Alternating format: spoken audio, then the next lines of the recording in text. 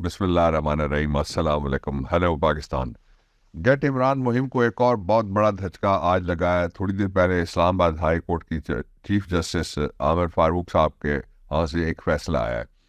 اس فیصلے کی میں تفصیل آپ کو بتانا چاہتا ہوں، اور اس کا جو کانٹیکسٹ اور پری ٹیکسٹ ہے وہ بھی میں آپ کے سامنے رکھنا چاہتا ہوں۔ سب سے پہلی بات یہ ہے کہ توشہ خانہ ایک مال خانہ آپ سمجھ لیجئے۔ اس طرح ہر تھانے ایک مال خانہ ہوتا ہے، جو باہر سے مال آتا ہے اس میں رکھ کے اس کا ایک کیٹلاگ بنتا ہے، پھر اس کی ڈسپوزل کی جاتی ہے۔ آپ نے دیکھا ہوگا کہ مال خانے میں جو منشیات آتی ہیں، نارکوٹکس آتی ہیں، شراب کی بوتلیں آتی ہیں، دوسری جو واجات چیزیں آتی ہیں، ان کو جلانے اور توڑنے کے لیے ڈسپوزل کا کام کیا جاتا ہے۔ اسی طرح سے توشہ خانہ میں سے چیزیں بیچی بھی جاتی ہیں، اسی طرح سے توشہ خانہ میں سے چیزیں ضائع بھی کی جاتی ہیں۔ جو یہ توشہ خانہ میں نے مال خانہ کو کہہ رہا ہوں پہلا۔ دوسرا، اسی طرح سے جو بڑا پوری ریاست کے اوپر جب آپ جاتے ہیں تو وہاں پہ توشہ خانہ ایک ایسی جگہ ہے جہاں سے باہر سے آنے والے جتنے بھی غیر ملکی طائف ہیں ان کو رکھا جاتا ہے۔ پھر ان کی ڈسپوزل کے لیے رولز بنے ہوئے ہیں، رولز کے مطابق اس کی قیمت لگائی جاتی ہے۔ قیمت لگانے کے لیے جو خریدار ہے وہ نہیں قیمت لگاتا، بلکہ حکومت پاکستان نے پرماننٹ اپنے کنسلٹنٹ رکھے ہوئے ہیں، وہ قیمت لگاتے ہیں، اور وہ تھرڈ پارٹی ہوتے ہیں، وہ سرکاری ملازم نہیں ہوتے۔ اور یہ توشہ خانہ جو ہی ریاست پاکستان قائم ہوئی 14 اگست 1947 کو بن گیا تھا، اس میں سارے ادوار میں جو جو چیزیں آتی گئیں وہ ڈسپوز آف ہوتی گئیں۔ لیکن ان کے اوپر جو دو ہائی کورٹ تھے انہوں نے پروسیڈنگ کی، ایک اسلام آباد ہائی کورٹ نے کی، یہاں تھوڑی ذرا نرم کر پروسیڈنگ ہوئی، اور جو لاہور ہائی کورٹ کی پروسیڈنگ تھی وہ ذرا تیز رفتار پروسیڈنگ ہوئی۔ جو تیز رفتار پروسیڈنگ تھی اس کا مطلب یہ نہیں کہ کوئی انہوں نے سمری ٹرائل کیا، بلکہ وہاں پہ گورنمنٹ کو کاغذات پیش کرنے پڑے۔ تو جتنے چیزیں لوگوں نے لی ہوئی تھی، آپ نے دیکھا کہ کوئی صحافی نکلے جن کو کوئی لفافیاں کچھ اور نکلے جنہوں نے پتہ نہیں کیا کیا تحفے لیے ہوئے تھے، اور کوئی ادارہ ایسا نہیں بچا۔ مثلاً پاکستان میں 4 دفعہ سیدھا مارشل لاء، ایک دفعہ ذرا ٹیڑھا مارشل لاء آیا۔ اس دور میں جو تحفے آئے فوج کے سربراہوں کو ملے، جو عدلیہ کے سربراہوں کو ملے، جو حکومت کے سربراہوں کو ملے، جو سیاسی طور پہ لگائے گئے منسٹر دوسرے حضرات تھے ان کو ملے، وہ تحفے بہت کم تعداد میں ایسے تھے جو تحفے کبھی سامنے آئے، لیکن وہ کچھ تحفے ان کو مجبوراً پیش کرنا پڑ گئے۔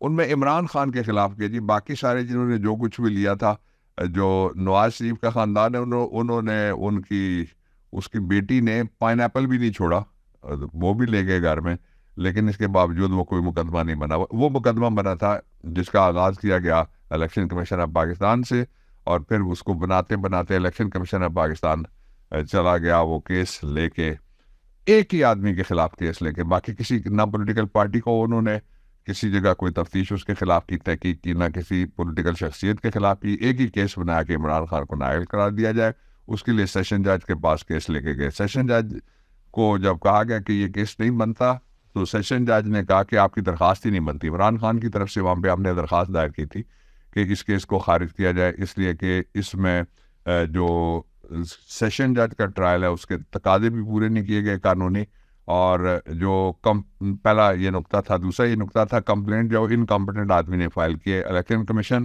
الیکشن کمیشن کا ڈیفینیشن موجود ہے کانسٹیٹیوشن کے اندر، جو یہ ہے کہ جو چیف الیکشن کمشنر اور اس کے ممبران ہوتے ہیں وہ الیکشن کمیشن ہے یہ، لیکن سیکرٹری ہے اس نے جا کے دائر کر دی۔ سیکرٹری کے پاس کوئی آتھرائزیشن بھی دائر کرنے کے لیے نہیں دی۔ سیکرٹری جو ہے وہ وفاقی سیکرٹری ہے کہ ریٹائرڈ، جس کو سیاسی طور پہ بھرتی کیا گیا ہے۔ جس طرح آپ دیکھ رہے ہیں ادھر ادھر سیاسی طور پہ ان کے بھرتی کیے ہوئے سیکرٹری جو ہے اس وقت ان کو مختلف عہدے دے کے ان سے چمچہ گیری بھی کرائی جاتی ہے، اور ان سے کاسا لیسی کرائی جاتی ہے۔ ان کے خلاف وہ عمران خان کے خلاف پروپیگنڈے کرنے کے لیے بطور ٹول بھی استعمال ہو رہے ہیں۔ وہ ساری جگہ آپ اخباروں میں بھی دیکھ سکتے ہیں، اور آپ ٹیلی ویژن کی سکرینوں پہ بھی دیکھ سکتے ہیں۔ ویسے بھی سکرینیں یک طرفہ ہیں، وہاں عمران کے خلاف پروپیگنڈا تو ہو سکتا ہے، عمران خان کو جواب دینے کی وہاں پہ اجازت نہیں ہے۔ عمران خان کے خلاف بیان بازی تو چلے گی، لیکن ان کا بیان، ان کی تصویر یا ان کی طرف سے کوئی خبر بھی نہیں چلے گی۔ یہ دو ہو گیا۔ تیسرا یہ تھا اس میں نقطہ کہ جو جب سیکشن 265 کے ہے کوڈ آف کرمنل پروسیجر کا، جس کے تحت مقدمے چلتے ہیں، اس کے مطابق اگر کسی کے خلاف کوئی مقدمہ جاندار نہ ہو اور اس پہ چل کے سزا ہونے کی کوئی پروبیبلٹی نہ ہو، پروبیبلٹی آف کنوکشن یا چارجز گراؤنڈ ایسی ہے، 2 گراؤنڈز ہیں، ان کے اوپر جا سکتے ہیں آپ اگلی عدالت میں. اب اگلی عدالت میں گئے اور ہائی کورٹ سے آج فیصلہ آیا. اب میں اس کے دوسرے پہلو کے اوپر آپ کو لے کے چلتا ہوں. ابھی جو فیصلہ آیا ہے اسلام آباد ہائی کورٹ کے چیف جسٹس عامر فاروق صاحب کی عدالت سے، ابھی جو فیصلہ آیا ہے اس فیصلے کے 2 حصے ہیں. ایک فیصلہ تو یہ کہ انہوں نے کہا کہ عمران خان کی جو درخواست تھی جس کو کہا گیا کہ ناقابل سماعت ہے، یعنی ان پروسیڈیبل ہے، یعنی یہ انکمپٹنٹ ہے، اس کو انہوں نے کہا کہ یہ درخواست قابل سماعت ہے. اس حد تک جو فیصلہ تھا نچلی عدالت کا، سیشن جج جہاں پہ الیکشن کمیشن کا مقدمہ چل رہا تھا، یہ جعلی اور فرضی اور بوگس مقدمہ، اس کو انل کر دیا گیا ہے اور اس کو کالعدم کر دیا گیا ہے. اور یہ درخواست جو عمران خان کی درخواست تھی جس کو خارج کیا تھا سیشن جج نے، اس کو پینڈنگ قرار دیا گیا ہے. پینڈنگ قرار دینے کے بعد یہ جو درخواست ہے اب پھر واپس بھیجی گئی ہے، اور اس میں دوسرا اس کا حصہ اب میں آپ کے سامنے رکھتا ہوں. فیصلے کا یہ ہے کہ 1 ہفتے کے اندر حکم دیا گیا ہے کہ دونوں پارٹیز، یعنی ایک پارٹی تو الیکشن کمیشن ہے اور دوسری پارٹی پاکستان تحریک انصاف کے چیئرمین عمران خان ہے. آپ ذرا اندازہ لگائیے گا، الیکشن کمیشن جس کو آرٹیکل 218(3) کانسٹیٹیوشن کا یہ اختیار دیتا ہے کہ وہ الیکشن کمیشن صرف ایک کام کرے گا، بہت بڑے پیمانے پہ اس کو پیسے ملتے ہیں اربوں کے حساب سے. تو کیا کام کرے گا وہ election commission? Election fair, free, transparent in accordance with law کرائے گا اور گارڈ کرے گا انلیگل اور کرپٹ پریکٹسز کو. تو وہ کیا کر رہا ہے؟ وہ صرف عمران خان اور پاکستان تحریک انصاف کے خلاف شروع ہے پورے جوش و خروش کے ساتھ. بیچارے مجبور ہوں گے، بیچارے کس کے ہاتھوں ہوں گے؟ جو ان کے چارہ گار ہیں ان کے ہاتھوں یہ بیچارے مجبور ہوتے ہیں. لیکن اب ان کی طرف سے دلائل سنے جائیں گے اور عمران خان کی طرف سے دلائل سنے جائیں گے.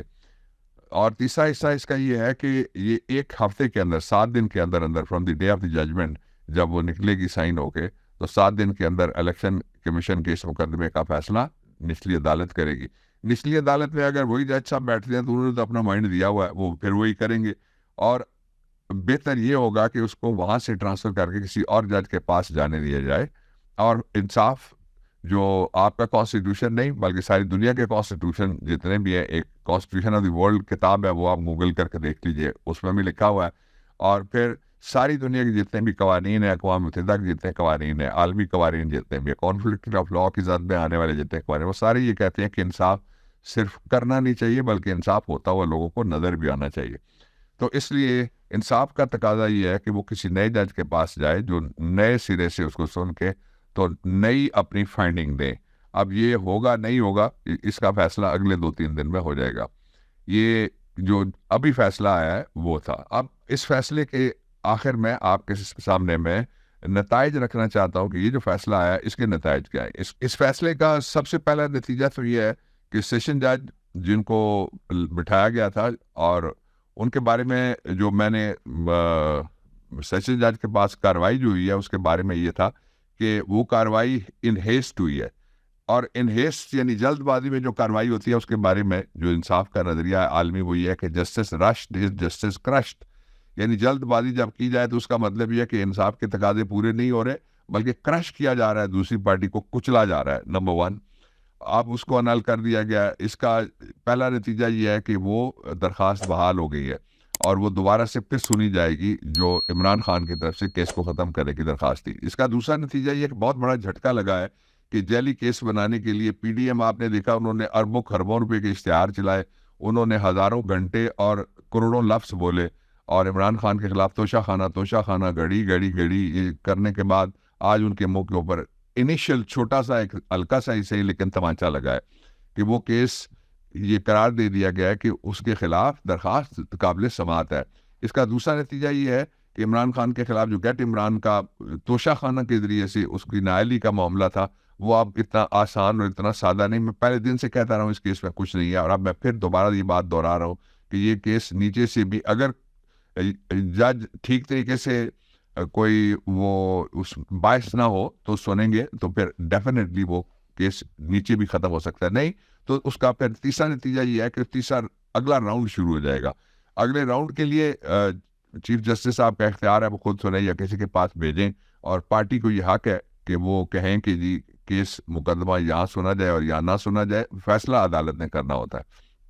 تو یہ ساری صورتحال میں نے کہا میں آپ کو بتا دوں، اور اس میں سے جو خوشخبری نکلتی ہے پاکستان تحریک انصاف اور پاکستان کے ووٹروں کے لیے وہ یہ ہے کہ عمران خان کے خلاف ایک اور سازش آج پارشلی سے ہی لیکن ناکام ہو گئی ہے. اب یہ پارشل آپ کو پتہ ہی ہے کہ پاکستان کے اندر آج کل پارشل لا ہے اور یہ ججمنٹ بھی جو ہے وہ پارشل حد تک وہ عمران کے لیے ریلیف ہے. خوش رہیے، میں پھر بات کروں گا آپ سے. پاکستان پائندہ باد.